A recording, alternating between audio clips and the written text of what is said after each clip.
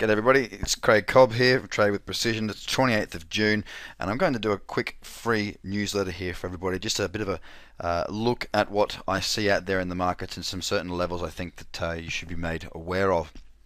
Now, a lot of news out there on Euro at the moment, a lot of talk, a lot of chatter, well, for the last sort of 12 months there's been a lot on Euro, but now we've actually got some stuff that's cranking pretty heavily. So what I want to do is I want to point out some things that I think you should be aware of with the Euro. We're back now to some very strong support, or thereabouts, okay?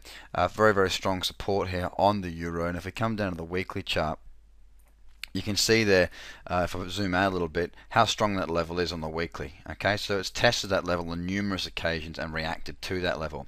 What's going to be really interesting is what that, whereabouts we close this week and how we react to that level if we get back to there. One or two things are going to happen. We're either going to bounce off it and we're going to see the Euro go higher, or we're going to break down and go down lower. I'm not saying that's going to happen this week, but it will happen at some stage. One of those two outcomes will eventuate. Now, what happens around that level is going to be very important, because if we were to close down below that and start to trend lower, then really we've got to move down to this 1.2 level, which is the next level that can take us. There's plenty of room there, and I'll be looking to go short. So that's the level I'm keeping a very close eye on the euro dollar. Coming across now to GBP US dollar, commonly known as cable, and once the chart comes up, don't know why it's taking so long. It didn't take very long about a second ago.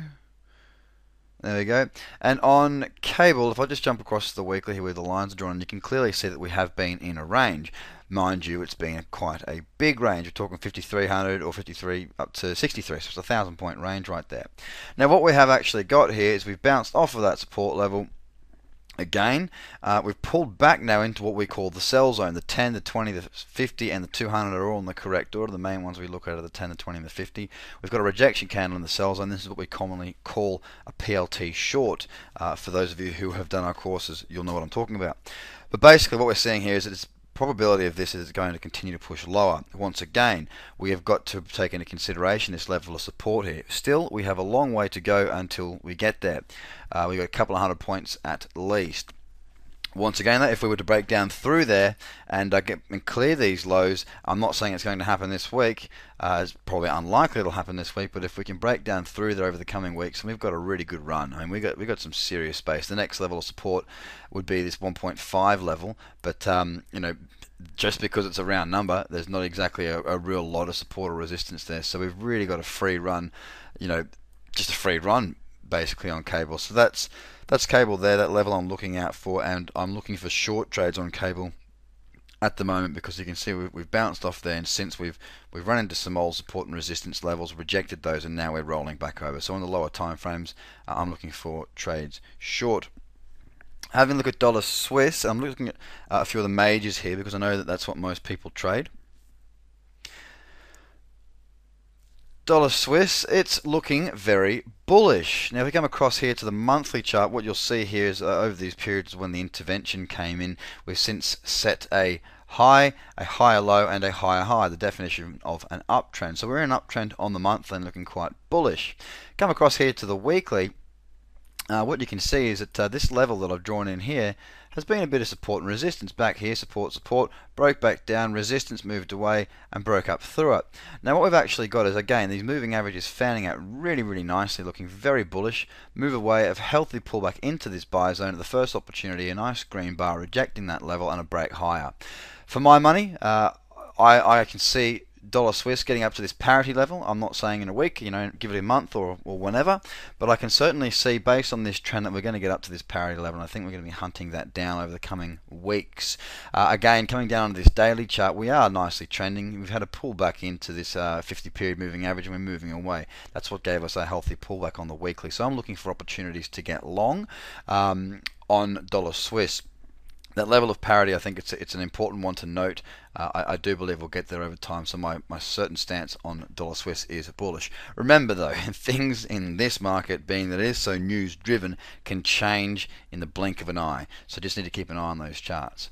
Everything I'm doing is looking at trend, by the way. Everything that we do at Trade with Precision is based on trend following, and we'll stick to that. Now if I come across to Swissy yen, and it loads for me. There we go.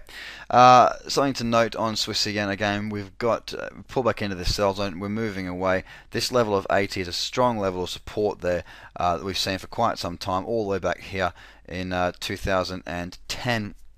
I would not be surprised at all to see price pull back down and test that level if nothing else. I am obviously going to be very aware of that 80 level. Now, what a lot of traders do is they fail to come out to these higher time frames, and this is what this is what we need to teach people, is that you need to have a grasp of the bigger picture, because if you're trading intradaily and price is moving down around this 80 level, you need to be aware that we are at some very, very significant support on this level. You're not going to see that in a 5-minute chart or even a 4-hour chart. You really need to zoom out to these higher time frames. Coming down to the daily again, we just pull back into the sells and we're rolling back over.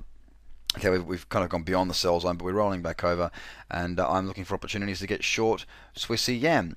I'm going to have a look at one more, and I think I'll choose Euro Oz. There's so many to look at, and I suggest you all do a full scan of your own, but I don't want to make this this video go for too long. On Euro Aussie, come on, baby. There we go. From the monthly, beautiful looking downtrend into the sell zone, rolling over. Beautiful bearish candle there last month. Beautiful bearish candle currently this month. Looking short, looking lower. Back over here on the weekly, have a look at this. We've consolidated, broke down, came back, retested it, rejected that flat level, rejected that 1.3 level, and since then we've been selling off for the last 5 or 6 weeks. Again, weekly looking very bearish. Coming down now onto the daily, and you can see once again we're making lower lows and lower highs, pulling back into this sell zone. Small red candle followed by a small green candle, very small volume there, nice tight range, a break down through that, and we've seen a nice move. Again, I'm looking for opportunities to get short Euro Oz. Be very, very aware of what you're doing when you're trading the markets, guys. Always come to your monthly, weekly and daily charts before you even bother going to the lower time frames. Can I just compare this to something like GBP CAD? Everything we do is trend following. It's much easier to follow the trend. We're looking for monthly, weekly and daily to be in agreement. If you haven't got weekly and daily in agreement, weekly and monthly in agreement, but you've got a good daily uptrend and you're trading with a 15-minute chart, then you want to have the 15-minute, the 60-minute, the 4-hour and the daily all in agreement. Your probability of success will go through the roof in comparison to trading something like this. Look at that. A daily chart, absolutely sloppy, whippy, horrible sideways. Come out to the weekly, still in a horrible, yucky, just disgusting range. You want to stack the odds in your favor, and you will do that by trend following. And if you want to learn more about how we trade, then register for one of our free webinars. This has been the free webinar free seminar, free newsletter for Trade with Precision for the 28th of June. I hope it's been useful and I hope you have a fantastic trading week. See you later, guys.